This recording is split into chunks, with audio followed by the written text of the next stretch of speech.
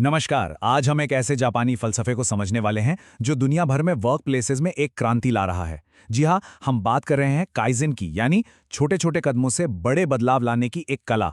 लेकिन इसमें आगे बढ़ने से पहले चलिए एक सवाल पर सोचते हैं।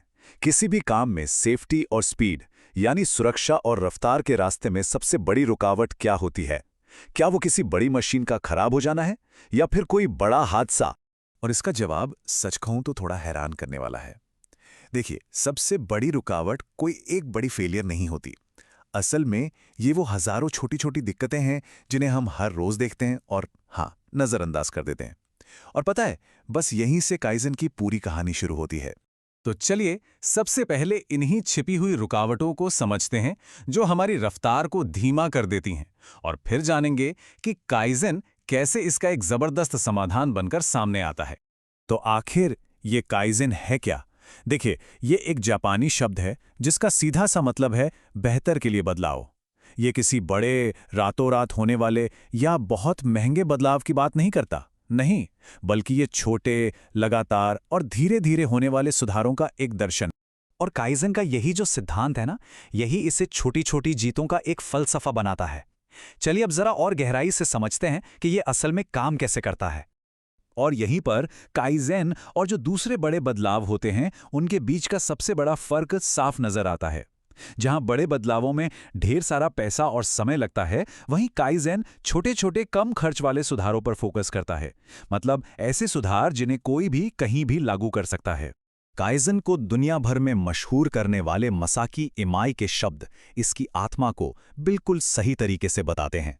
उन्होंने कहा था कि ये छोटे, लगातार सुधारों पर जोर देता है जिसमें संगठन में हर कोई शामिल होता है। मतलब ये एक टीम गेम है। कंपनी के सीईओ से लेकर फैक्ट्री के वर्कर तक हर कोई इसका हिस्सा है। तो सवाल ये उठता है कि ये काइज़ेन काम कैसे करता है? इसका इंजन क्या है? इसका इंजन है पीडीसीए साइकिल। पी मतलब प्लान, यानी सुधार की एक योजना बनाओ। फिर आता है डी मतलब डू, उस प्लान को छोटे लेवल पर करके देखो। उसके बाद सी यानी चेक, देखो कि नतीजे क्या आए। और आखिर में ए यानी एक्ट, अगर सब सही रहा तो इसे स्टैंडर्ड बना दो। और ये साइकिल बस यूं ही चलती रहती है, लगातार। चलिए अब काइज़ेन के उन 7 मुख्य सिद्धांतों को समझते हैं जो इसकी असली ताकत है। पहला और शायद सबसे जरूरी सिद्धांत है, गेम्बा पर जाएं। गेम्बा का मतलब है असली जगह, यानी वो जगह जहां काम असल में हो रहा है। होता क्या है कि जब मैनेजर अपनी कुर्सी छोड़कर गेम्बा पर जाते हैं तो उन्हें वो दिक्कतें दिखती हैं जो किसी रिपोर्ट में कभी नहीं आ सकती। जैसे कहीं धूल जमा हो रही है जिससे आग का खतरा है, या किसी कर्मचारी के बैठने का तरीका गलत है। इससे क्या होता है? इससे फैसले सिर्फ अंदाजों पर नहीं बल्कि असलियत के आधार पर लिए जाते हैं। चलिए अब अगले सिद्धांत पर आते हैं, जो है सबकी भागीदारी। काइज़ेन का मानना है कि सुधार का सबसे अच्छा आइडिया अक्सर उस इंसान से आता है जो रोज उस काम को कर रहा है। इसीलिए कई कंपनियां सजेशन बॉक्स लगाती हैं। जब कर्मचारियों को लगता है कि उनके सुझावों को अहमियत दी जा रही है, तो वे छोटे छोटे खतरों को भी तुरंत रिपोर्ट करते हैं, जैसे फर्श पर तेल गिरा है या किसी मशीन का गार्ड ढीला है। इससे एक मजबूत सेफ्टी कल्चर बनता है। तीसरा सिद्धांत है मुद्दा को खत्म करना। मुद्दा यानी बर्बादी। मुद्दा कोई भी ऐसी एक्टिविटी है जो कस्टमर के लिए कोई वैल्यू नहीं जोड़ती, जैसे कि इंतजार करना या बेवजह की भागदौड़। जब हम इस बर्बादी को हटाते हैं ना, तो काम करने की जगह अपने आप साफ सुथरी हो जाती है। इससे फिसलने या आग लगने जैसे खतरे कम हो जाते हैं। साथ ही काम का फ्लो बेहतर होता है, जिससे थकान की वजह से होने वाले हादसों में भी कमी आती है।